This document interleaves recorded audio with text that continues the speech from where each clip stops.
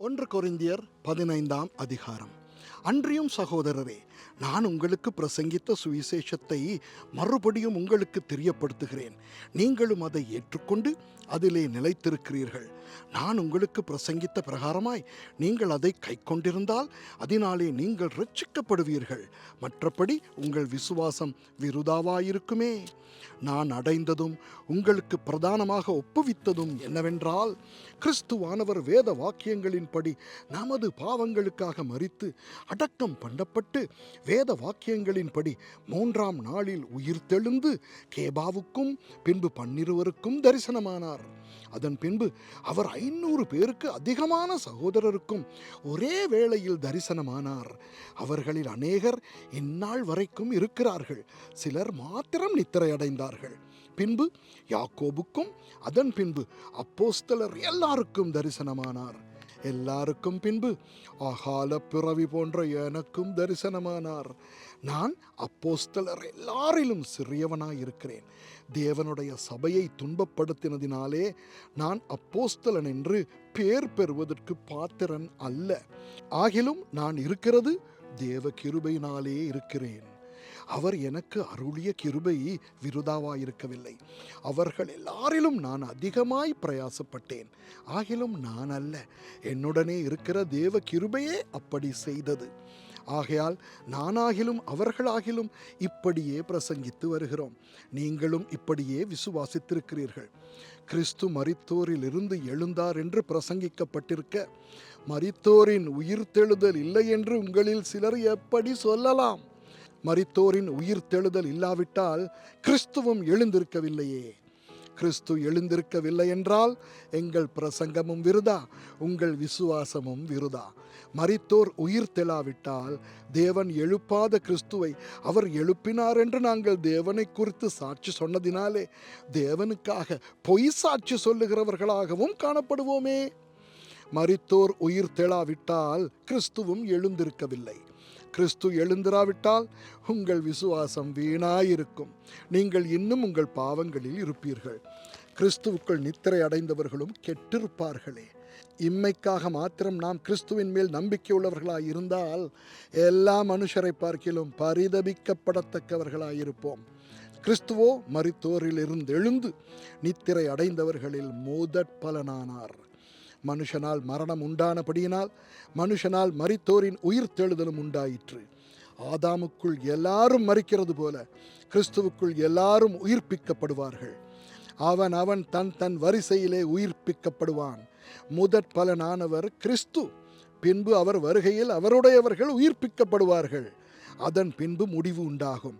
அப்பொழுது அவர் சகல துரைத்தனத்தையும் சகல அதிகாரத்தையும் வல்லமையையும் பரிகரித்து தேவனும் பிதாவுமாய் இருக்கிறவருக்கு ராஜ்யத்தை ஒப்புக் கொடுப்பார். எல்லா சத்துருக்களையும் தமது பாதத்துக்கு கீழாக்கி போடும் வரைக்கும் அவர் ஆளுகை செய்ய வேண்டியது. பரிகரிக்கப்படும் கடைசி சத்துரு மரணம். சகலத்தையும் அவருடைய பாதத்துக்கு கீழ்ப்படுத்தினாரே.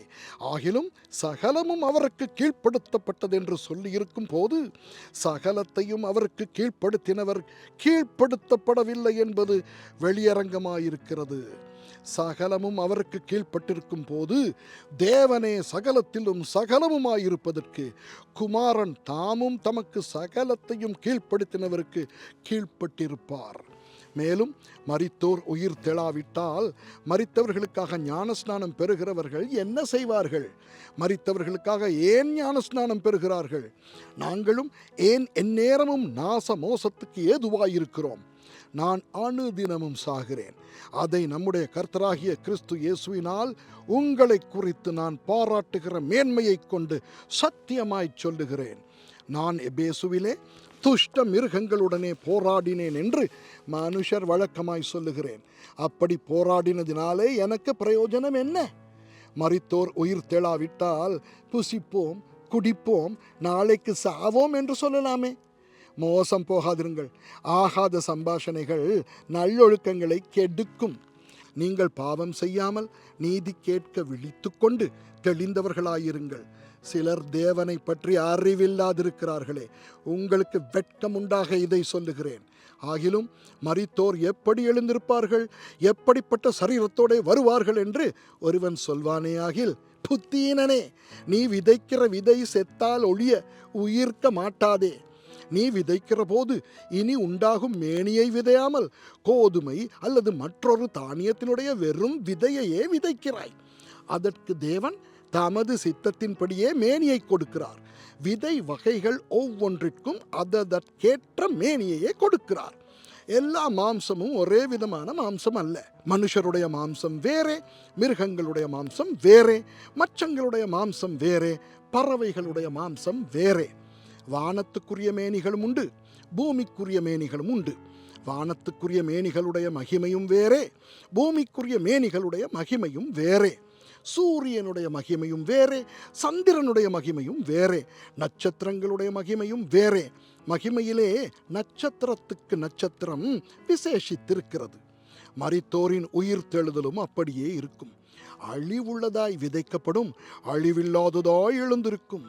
கனவீனமுள்ளதாய் விதைக்கப்படும், மகிமையுள்ளதாய் எழுந்திருக்கும். பலவீனமுள்ளதாய் விதைக்கப்படும், பலமுள்ளதாய் எழுந்திருக்கும். ஜென்ம சரீரம் விதைக்கப்படும், ஆவிக்குரிய சரீரம் எழுந்திருக்கும். ஜென்ம சரீரமும் உண்டு, ஆவிக்குரிய சரீரமும் உண்டு. அந்தப்படியே முந்தின மனுஷனாகிய ஆதாம் ஜீவாத்துமாவானான் என்று எழுதியிருக்கிறது. பிந்தின ஆதாம் உயிர்ப்பிக்கிற ஆவியானார். ஆகிலும் ஆவிக்குரிய சரீரம் முந்தினதல்ல, ஜென்ம சரீரமே முந்தினது, ஆவிக்குரிய சரீரம் பிந்தினது. முந்தின மனுஷன் பூமியிலிருந்து உண்டான மண்ணானவன், இரண்டாம் மனுஷன் வானத்திலிருந்து வந்த கர்த்தர். மண்ணானவன் எப்படிப்பட்டவனோ மண்ணானவர்களும் அப்படிப்பட்டவர்களே. வானத்துக்குரியவர் எப்படிப்பட்டவரோ வானத்துக்குரியவர்களும் அப்படிப்பட்டவர்களே. மேலும் மண்ணானவனுடைய சாயலை நாம் அணிந்திருக்கிறது போல வானவருடைய சாயலையும் அணிந்து கொள்வோம். சகோதரரே, நான் சொல்லுகிறது என்னவெனில், மாம்சமும் இரத்தமும் தேவனுடைய ராஜ்யத்தை சுதந்தரிக்க மாட்டாது. அழிவுள்ளது அழியாமையை சுதந்தரிப்பதும் இல்லை. இதோ ஒரு இரகசியத்தை உங்களுக்கு அறிவிக்கிறேன். நாம் எல்லாரும் நித்திரை அடைவதில்லை. ஆகிலும் கடைசி எக்காலம் தொனிக்கும் போது ஒரு நிமிஷத்திலே, ஒரு இமைப்பொழுதிலே நாம் எல்லாரும் மறுரூபமாக்கப்படுவோம். எக்காலம் தொனிக்கும், அப்பொழுது மரித்தோர் அழிவில்லாதவர்களாய் எழுந்திருப்பார்கள், நாமும் மறுரூபமாக்கப்படுவோம். அழிவுள்ளதாகிய இது அழியாமையையும், சாவுக்கேதுவாகிய இது சாவாமையையும் தரித்து கொள்ள வேண்டும்.